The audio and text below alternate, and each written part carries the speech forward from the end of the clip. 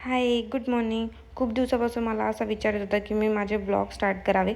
पण काही कारणांमुळे ते फक्त पोस्टपोनच होत होते.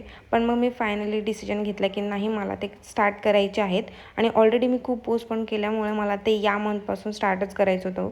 पण मी ऑलरेडी डिसाईड केलेलं, की ओके मी एप्रिलपासून स्टार्ट करू का? कारण की माझ्याकडे खूप जास्त वर्कलोड आहे. माझ्याकडनं होणार आहे का? हे विचार खूप चालू होते. पण ऑलरेडी मग मी विचार केला, की नको, मी ऑलरेडी खूप जास्त पोस्टपोन केलं आहे. यावेळेस नको करायला. आणि माझ्या डोक्यातले 100 विचार मी शटडाऊन केले आणि मी फायनली माझा पहिला व्लॉग मी आज टाकणार आहे. मला थोडी भीती वाटते की माझ्याकडनं होणार आहे का नाही. पण मग मी विचार केला ओके जो होगा देखा जाएगा. ते बघू होत नाही माझ्याकडनं ते आहे. पण मग मी म्हटलं ओके ऑलरेडी स्टार्ट केलं आहे तर आता कंटिन्यू करावं लागेल. आणि इथे मी माझी पॅकिंग स्टार्ट केलेली कारण मला कुठेतरी बाहेर जायचं आहे. आणि इथे माझे फ्रेंड सगळं मला माझे कपडे प्रेस करून देत होते आणि मी सगळं पॅक करत होते. मी कुठे जाते तुम्हाला नेक्स्ट ब्लॉगमध्ये कळेल. Thank you for watching. बाय.